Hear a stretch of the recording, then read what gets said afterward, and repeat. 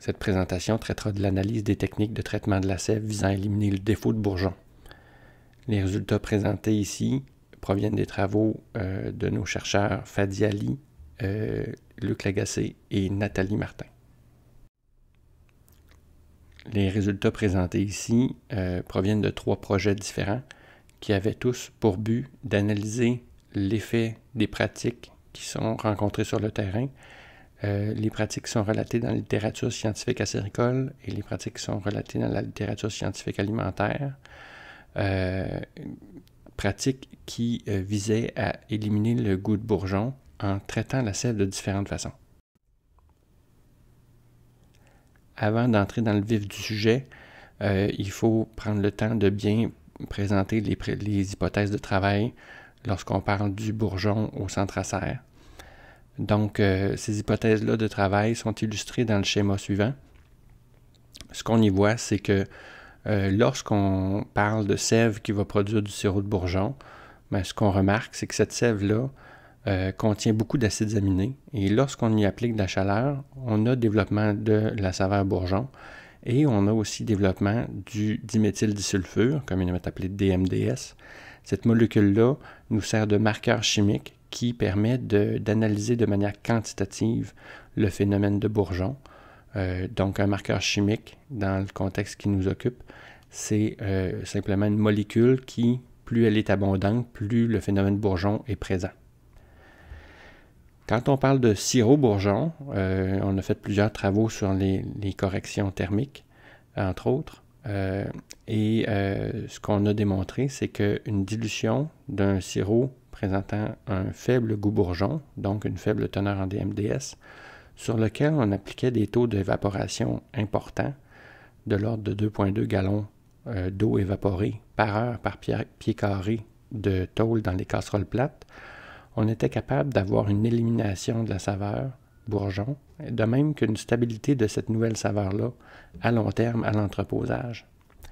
Malheureusement, lorsqu'on prend la même dilution de sirop VR5 et qu'on lui applique un taux d'évaporation insuffisant, on remarque que oui, à la sortie de l'évaporateur, c'est facile d'avoir un sirop avec une saveur, somme toute, satisfaisante, mais que très fréquemment, il y aura retour du goût VR5 à moyen terme à l'entreposage. Aussi, ce qui est peut-être moins clair dans cette diapositive-là, c'est que pour les sirops à forte intensité de bourgeon, il n'y a aucun traitement actuellement qu'on a testé qui présentait des résultats satisfaisants. Le graphique suivant permet d'étayer un petit peu l'hypothèse de l'effet des acides aminés sur la création de bourgeons. Ce qu'on y voit, c'est premièrement différents sirops représentés par différents symboles. Plus les symboles sont gros, plus ils ont le goût de bourgeon dedans. Plus les symboles sont petits, moins ils ont de bourgeon. Aussi, on voit 2 couleurs de symboles. Les sirops roses sont des sirops de début de saison, alors que les sirops représentés par les symboles bleus sont des sirops de fin de saison. Enfin, on remarque que l'axe horizontal est intitulé SBB. L'index SBB est un indice de dormance des érables. Donc, il commence l'hiver à un très haut nombre, et puis plus les journées avancent, plus les phénomènes météo intenses se cumulent, plus le chiffre rétrécit. Lorsqu'on est rendu à 0, les feuilles de l'érable sont déployées. Et ce qu'on voit, c'est que à la levée de la dormance des érables, donc très près de 0, il y a un pic d'acides aminés parce qu'on voit que les symboles s'élèvent sur l'axe vertical et que ce pic d'acides aminés-là correspond aussi à des fortes proportions de sirop de bourgeon.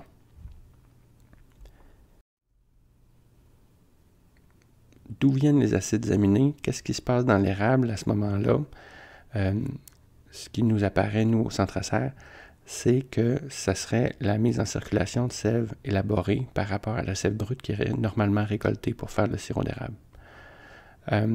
À l'été, lorsqu'il y a le feuillage, la sève brute, représentée par les flèches bleues dans le dessin actuellement, circule des racines vers les feuilles. Ensuite, via la photosynthèse, cette sève brute-là est transformée en sève élaborée. La différence entre les deux, c'est que la sève brute contient de l'eau principalement, aussi un peu de sucre et des minéraux, alors que la sève élaborée contient aussi, en plus du contenu de base de la sève brute, des phytohormones et des acides aminés. On voit aussi que la circulation de la sève élaborée se fait sur deux axes, c'est-à-dire qu'elle redescend dans tout le tronc, mais elle se distribue aussi de manière horizontale dans le tronc, en passant par les rayons médulaires de l'arbre. Donc, ça, c'est quand l'arbre est en période de photosynthèse, donc quand il y a un feuillage. Ce qu'on présume qui se passe au printemps, c'est qu'il y a certains composés aminés qui sont stockés dans les racines et qui sont remobilisés par l'arbre pour permettre de mener à bien son débourrement et donc de déployer ses feuilles. Et comme cette sève-là, qui contient des acides aminés, peut circuler tant sur l'axe long de l'arbre que horizontalement, on est capable de la capter avec les chalumeaux. Un autre point qui est important de souligner lorsqu'on parle de sirop bourgeon au Québec, c'est la régularité de la proportion de la récolte annuelle qui en est composée. On voit ici sur le graphique que le sirop bourgeon représente en moyenne environ 2-3% de la récolte totale, même si des fois il y a des pics de production de bourgeons, comme par exemple en 2012, où il y avait eu un printemps très chaud et où certaines entreprises ont produit jusqu'à 50% de leur production totale en bourgeons. Cette apparente régularité et somme toute faible proportion de la récolte totale ne veut pas dire que ce n'est pas un enjeu majeur pour l'industrie. Un des enjeux majeurs, entre autres, qui est en lien avec la production de sirop de bourgeon dans les entreprises, c'est que les entreprises qui sont victimes d'un épisode de production intense de bourgeons voient leurs revenus diminuer significativement pour cette année de récolte-là. Donc, c'est important quand même d'adresser cette situation-là. Qui produit le bourgeon au Québec? Les graphiques suivants permettent d'illustrer que c'est difficile d'identifier un coupable. Ce qu'on y illustre, c'est la proportion moyenne de bourgeons produits par différentes entreprises entre 2014 et 2018 en fonction du rendement à l'entaille. Les 4 graphiques permettent d'illustrer ce phénomène-là en fonction de leur nombre d'entailles respectives. Qu'est-ce qu'on y remarque? C'est que ce n'est pas parce qu'on fait un haut rendement à l'entaille qu'on va faire une haute proportion de bourgeons. Il n'y a donc aucune tendance à ce niveau-là. De la même façon, on peut aussi illustrer la proportion de bourgeons moyenne produits par entreprise entre 2014 et 2018 en fonction du nombre d'entailles exploitées par celle-ci. Encore une fois, ce qu'on y remarque, c'est qu'il n'y a aucune tendance. On va maintenant parler plus en profondeur du travail de la sève dans le milieu acéricole. Les différentes images sur cette diapositive permettent d'illustrer la grande variété de procédés qui sont utilisés.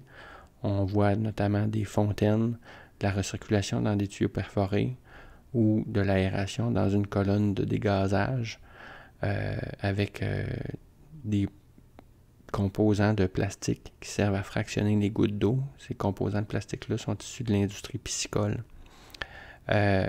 Toutes ces techniques-là peuvent avoir des apparences différentes, mais ils ont toutes le même principe fondateur qui est de viser à augmenter la surface de contact air-sève pour permettre les échanges. Et malgré les différences opérationnelles, ces procédés-là vont avoir des effets similaires sur la sève et les concentrés de sève. Il est important de souligner aussi que dans le contexte de la révision de la norme bio au Canada, une demande à l'effet d'interdire la recirculation de sève en circuit fermé a été déposée à l'ONGC. Il reste à voir comment l'ONGC recevra cette demande et comment il la mettra en application par la suite, mais il est important pour les producteurs biologiques qui utilisent ces techniques de travail-là de suivre cette situation-là pour éviter de perdre leur certification. les techniques de travail de la sève dans le milieu acéricole ont été développées sur le terrain de manière à contrer les causes présumées du bourgeon basées sur le profil typique du producteur de VR5. Ce producteur de VR5-là avait les caractéristiques suivantes. Il utilisait souvent un eau vide et il y avait donc une perception d'anoxie dans le système. Il y avait aussi une très grande performance quant à la transformation de la sève en sirop. Il y avait peu de périodes de latence entre la récolte et l'évaporation. Il avait aussi un système de récolte très propre. De manière à contrer ces différentes caractéristiques-là, les différents intervenants sur le terrain ont développé des techniques d'intégration d'air de manière à contrer la perception d'anoxie. Il y a aussi eu augmentation du délai entre la récolte et l'évaporation et modification des paramètres d'évaporation pour, on pourrait dire, ralentir l'évaporation et développer plus de saveur dans l'évaporateur. Il y a aussi eu mise en place de conditions favorables au développement des micro-organismes, pas nécessairement dans la tubulure, puisque ça aurait un impact négatif sur les rendements, mais dans les bassins, entre autres à l'aide des techniques d'aération qui ont été illustrées dans la diapositive précédente. Il y a deux écoles de pensée principales sur le terrain quand vient le temps de parler de travail de la sève. Il y a les tenants de l'aération de la sève. L'aération repose donc sur l'intégration d'air et d'oxygène dans le produit et les mécanismes allégués qui viseraient à éliminer le bourgeon dans les sirops résultants de la cuisson de ces sèves-là sont le brassage, la formation d'une écume qui peut être éliminée ou non, et l'oxydation des composés qui seraient responsables des mauvaises saveurs. L'autre école de pensée repose plutôt sur la fermentation ou la maturation de la sève à l'aide des micro-organismes. Ces deux termes-là sont somme toute synonymes et les techniques de travail visent donc à multiplier les micro-organismes. On sait que certains micro-organismes peuvent avoir un effet bénéfique sur la saveur du sirop d'érable. Toutefois, c'est sûr que ces techniques de travail-là ne permettent pas d'avoir le contrôle sur la composition en termes de micro-organismes de la sève qui est soumise à ces traitements-là. Les mécanismes allégués des techniques de fermentation et de maturation de la sève sont que les micro-organismes pourraient consommer les précurseurs du goût de bourgeon et ainsi éviter la production de cette saveur-là, et aussi pourraient avoir un rejet de certains métabolites qui pourraient limiter ou masquer le goût de bourgeon. Dans les faits, c'est très difficile de dissocier l'aération de la sève de la fermentation, puisque lorsqu'on augmente le délai d'attente entre la récolte et la cuisson de la sève, il y a forcément prolifération de micro-organismes dans notre sève.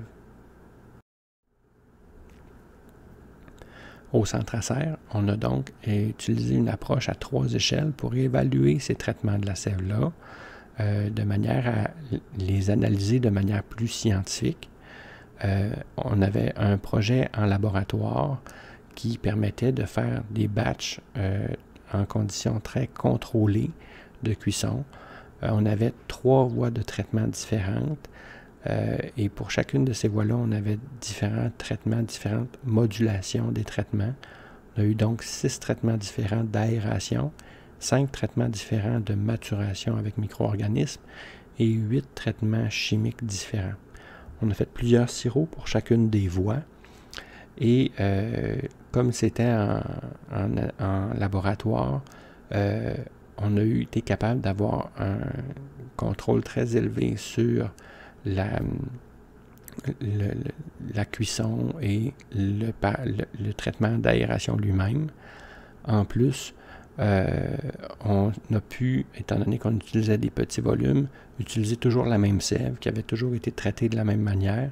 Et c'était une sève dont on avait validé la propension à faire du bourgeon. On savait donc que si on la cuisait de telle façon, on allait toujours faire du bourgeon. Et puis on allait appliquer les différents traitements sur ces sèves-là en laboratoire. Les analyses qui ont été réalisées dans ce contexte-là sont les analyses physico-chimiques de base, pH, Brix, transmittance, des analyses chimiques sur les acides aminés, le DMDS et les phénols, et des analyses microbiologiques, en plus évidemment des analyses sensorielles, puisqu'il est difficile de parler de bourgeons sans d'abord déguster le sirop. Pour venir appuyer les résultats de l'étude laboratoire, on a aussi mené une étude de cas en cabane. Un producteur nous avait contacté en alléguant qu'il avait trouvé une technique de cuisson de la sève qui lui permettait d'éviter la production de bourgeons. On a donc été chez lui pour valider cette technique-là, la décrire et l'analyser. On a donc aussi, dans ce contexte-là, été capable de produire un témoin, ce qui est extrêmement rare dans les conditions de production cabane. On avait donc simplement un chaudron qui était dans lequel on mettait le concentré avant traitement et avec lequel on produisait du sirop qu'on évaluait par la suite. Et suite à la cuisson de ce sirop-là, le producteur enclenchait son traitement du concentré de sève et puis produisait son sirop d'érable en modulant ses conditions de cuisson. Dans le contexte de l'étude de cas à la cabane, on a produit des analyses physico-chimiques, encore une fois, pH, Brix, transmittance, des analyses chimiques sur les acides aminés et les DMDS, et les analyses sensorielles. On a aussi été capable, dans ce contexte-là, de faire un suivi de stabilité pour 6 mois et donc de voir si les traitements proposés permettaient de remédier le bourgeon, mais aussi de le remédier de manière stable. Enfin, on a aussi, en partenariat avec un conseiller de club acéricole, mené une étude exploratoire sur le terrain. On est allé chez 29 producteurs recueillir différents sirops. On avait tout d'abord un témoin qui provenait de la mi-saison. Et puis ensuite, on avait un sirop de fin de saison qui avait été produit grâce à des techniques de prévention du bourgeon. Et dans certains cas, on avait aussi des sirops qui avaient été cuits une seconde fois. Au total, on avait 96 sirops. Ces sirops-là, dès leur réception, ont été caractérisés avec les analyses physico-chimiques, chimiques et sensorielles. Ils ont ensuite été pasteurisés, une pasteurisation légère, un chauffage d'environ 8 minutes. Ils ont été caractérisés une seconde fois suite à la pasteurisation pour s'assurer de bien mesurer l'effet de cette étape-là sur la qualité des sirops. Ensuite, ils ont été entreposés, encore une fois, pour 6 mois, et ils ont été analysés une dernière fois. On a donc un portrait évolutif de la qualité du sirop provenant de ces différents traitements-là. Les résultats maintenant, pour ce qui est des essais en laboratoire, dans le volet aération, où il y avait plusieurs patrons d'aération différents, ce qu'on a eu comme résultat, c'était qu'on produisait soit du VR4 ou du VR5 de manière non répétable. Les traitements d'aération n'avaient pas d'effet sur le DMDS, sur les acides aminés totaux, ni sur la méthionine. On parle de la méthionine ici, car c'est un des précurseurs qu'on suspecte le plus qui mènerait à la production de DMDS. Il faut évidemment confirmer cette hypothèse-là, mais c'est important de souligner l'importance de cet acide aminé-là. Dans le contexte des tests de laboratoire, étant donné que c'était des micro-batchs, on ne pouvait pas faire des suivis de stabilité, mais on va présenter les résultats de stabilité dans les autres projets. Pour ce qui est des essais de laboratoire dans le volet fermentation, donc quand on mise sur les différents micro-organismes, ce qu'on produisait, c'était plus souvent du VR5 et parfois du VR4. Le DMDS était généralement stable, mais parfois il baissait, et tant les acides aminés totaux que la méthionine n'étaient pas affectés. Pour ce qui est des traitements chimiques dans les essais en laboratoire, on avait généralement du VR4 ou du CT4. C'était des sirops qui étaient très étranges sur le palais des inspecteurs de qualité. On voyait aussi beaucoup de fluctuations du DMDS en fonction du traitement.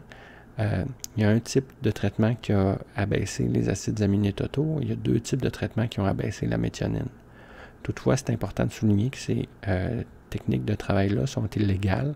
On les a essayées de manière à mieux comprendre le phénomène bourgeon, mais ce ne devrait pas être utilisé en production acéricole.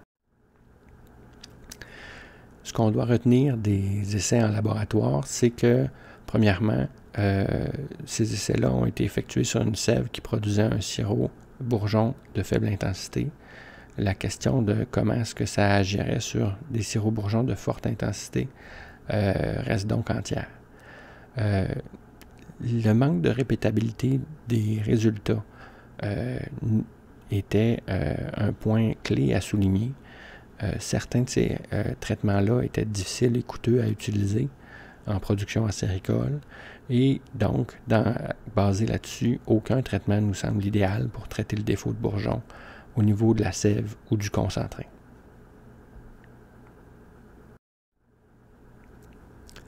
Pour ce qui est de l'étude de cas à la cabane, on voit ici encore une fois les résultats présentés de la même manière. Donc, ce qu'on voit, c'est que les résultats tout de suite après traitement, au niveau du goût, on obtenait des VR1 ou des VR4. Ces VR4-là étaient caractérisés par un goût acide. Suite à l'entreposage, on avait encore des VR4, parfois des VR5, et puis les VR4 avaient encore le goût acide. L'effet des traitements sur le DMDS dans le sirop ont eu un effet quand même marqué.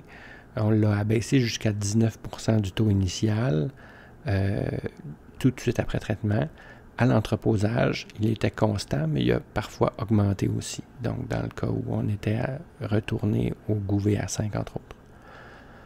Pour ce qui est des acides aminés totaux, qui sont, je vous le rappelle, le suspect numéro 1 pour la production de goût de bourgeon, bien, on a abaissé, suite au traitement du concentré de sève, le taux d'acide aminé total jusqu'à 76% du taux initial. Pour ce qui est de la méthionine, on l'a abaissé jusqu'à 63% du taux initial. Ce qu'on doit retenir de l'étude de cas, c'est que les concentrés aérés avaient un pH acide, avaient moins d'acides aminés libres. Les sirops témoins qui ont été produits des concentrés non traités avaient de faibles teneurs de DMDS, étaient de très faibles bourgeons. La question de l'effet donc de l'aération sur le sirop au goût de bourgeon de forte intensité reste donc encore une fois entière. La méthode ne permet pas toujours de faire disparaître le goût de bourgeon. On avait un changement de défaut, mais on n'avait pas une évaluation, une modification significative de la qualité, puisqu'on passait de VR5 à VR4. Toutefois, on avait tout de même augmenté la valeur commerciale du sirop d'érable. C'est important de le souligner. Enfin, au point de vue des résultats de l'étude exploratoire, où on avait un grand nombre d'échantillons, les résultats sont présentés un petit peu différemment que dans les diapos précédentes. On a en dessous des paramètres mentionné les résultats à la mi-saison, donc notre témoin. Et ensuite, on a les résultats après le traitement et après l'entreposage. Ce qu'on remarque au niveau du goût, c'est qu'à la mi-saison, on avait 73% de sirop OK et crochet et aucun VR5. Les résultats après traitement nous montrent des sirops où on avait beaucoup moins de OK crochet, beaucoup de VR1 et on avait 6% de VR5 dans le lot. À l'entreposage, c'est là qu'on voit vraiment le phénomène d'instabilité s'exprimer. On avait à peu près la même proportion de OK crochet que suite au traitement, mais on était rendu à 23% de VR5. Pour ce qui est du DMDS, les sirops de mi-saison n'en contenaient pas. Les sirops de fin de saison en contenaient, et il y en avait beaucoup pour ce qui est des sirops VR5. À l'entreposage, on a eu des augmentations jusqu'à 2 fois plus de DMDS. Pour ce qui est des acides aminés totaux, à la mi-saison, on avait des faibles concentrations. À la fin de saison, on avait des concentrations plus élevées et elles étaient beaucoup plus grandes pour les sirops VR5. À l'entreposage, on a eu une légère augmentation des acides aminés totaux. La méthionine, donc un des acides aminés qui sont présents dans le sirop d'érable, à la mi-saison, on n'en avait pas. On en avait dans les différents sirops produits en fin de saison, mais on en avait beaucoup pour ce qui est des sirops VR5. Et à l'entreposage, le niveau de méthionine est resté constant. Donc, ce qu'il faut retenir de l'étude exploratoire, c'est que les sirops de fin de saison, contrairement aux sirops de mi-saison, même lorsqu'ils sont recuits ou retravaillés, ont des concentrations en acides aminés et en DMDS plus importantes. Les concentrations en acides aminés sont associées à une instabilité des sirops, même juste après la pasteurisation. On a vu des VR5 se réexprimer simplement après un chauffage de 8 minutes. Donc, les résultats à l'entreposage confirment les tendances observées à la pasteurisation, puisque le VR5 était présent dans 13 échantillons à la fin de tout le processus, au lieu de 3 échantillons VR5 dans les sirops de fin de saison qui nous avaient été soumis. Les diapos suivantes proviennent des différents projets et visent à illustrer les différents résultats obtenus pour être sûr de maximiser la compréhension de ce sujet-là. Donc, la diapo qu'on voit actuellement provient de l'étude de cas à la cabane et ce qu'on y illustre, c'est des profils d'acides aminés d'un concentré à 15 Brix. Le disque de gauche illustre le concentré avant traitement, le disque de droite illustre le concentré après traitement. Ce qu'on y remarque, c'est que les profils sont similaires. Donc, on a eu une réduction de la teneur totale en acides aminés. Cette réduction-là est de l'ordre de 25%. Mais tous les ingrédients sont encore dans la soupe, si on peut parler ainsi. Dans le cas de l'analyse laboratoire, le graphique suivant présente les résultats d'une analyse statistique. Ce qu'on a fait, c'est qu'on a pris toutes les caractéristiques qu'on a mesurées sur les sirops qui ont été produits et on a demandé à notre logiciel statistique d'essayer de les différencier sur différents critères. On lui a demandé, dans le fond, d'identifier un groupe bourgeon puis un groupe non bourgeon. Et là, cette analyse statistique-là englobe toutes les mesures de physico-chimie, d'arômes volatiles, de phénol qu'on a faites. Et le seul critère qui permet d'identifier les sirops bourgeons des sirops non bourgeons, c'est le DMDS. C'est donc une belle confirmation du marqueur qu'on étudie depuis maintenant quelques années sur le bourgeon. Le graphique suivant provient de l'étude de cas à la cabane. On y illustre les teneurs en DMDS des différents sirops et ainsi que leur code de saveur. Et on voit aussi l'évolution de ces paramètres-là dans le temps suite à l'entreposage. Donc, pour chaque groupe de bandes, on a la bande de gauche qui est de couleur brune qui illustre les sirops non traités. Et ensuite, toutes les différentes bandes illustrent les paramètres suite au traitement, ensuite après 1 mois d'entreposage, ensuite après 3 mois et ensuite après 6 mois. Le groupe de bandes de gauche illustre l'application du traitement d'aération de sève chez un producteur avec un concentré de 15 Brix. Ce qu'on y voit, c'est que notre témoin était VR5. Tout de suite après la production du sirop d'érable, on avait une baisse du DMDS dans le sirop par rapport au témoin et on remarque qu'on n'est plus VR5. Par contre, ce qu'on voit, c'est qu'à partir de 3 mois et de 6 mois, le DMDS a évolué, a augmenté et la cote de saveur VR5 est réapparue. Dans les 3 paquets de bandes suivantes proviennent toutes du même producteur. Par contre, elles ont été produites à des niveaux de concentration différents de 15, 20 et 25 Brix respectivement. Ce qu'on y voit, c'est que dans ces cas-ci, il y a eu une certaine rémédiation du défaut de saveur VR5, puisque notre témoin produisait du VR5 avec passablement de DMDS, alors que toutes les étapes de suivi, que ce soit le sirop produit immédiatement à la cabane ou après 1 mois, 3 mois et 6 mois d'entreposage, ont obtenu des codes de saveur VR4 et avaient un DMDS qui était abaissé par rapport au témoin et stable dans le temps. C'est donc ce graphique-là permet donc de démontrer que l'application de la même méthode dans différentes conditions à la cabane ne mène pas à des résultats équivalents. Le graphique suivant provient de l'étude exploratoire et c'est cette étude-là qui permet de mettre le mieux en lumière l'enjeu de stabilité. On y voit l'effet de la pasteurisation et de l'entreposage sur le classement des sirops d'érable. Donc, les bandes brunes représentent les sirops qui nous ont été soumis initialement, qui n'étaient pas pasteurisés et qui n'ont pas été soumis à un entreposage. Les bandes oranges illustrent les sirops tout de suite après la pasteurisation, mais avant l'entreposage. Et les bandes saumon illustrent les sirops qui sont pasteurisés, entreposés 6 mois à température de la pièce. Et on les a regroupés en fonction des différents défauts de saveur.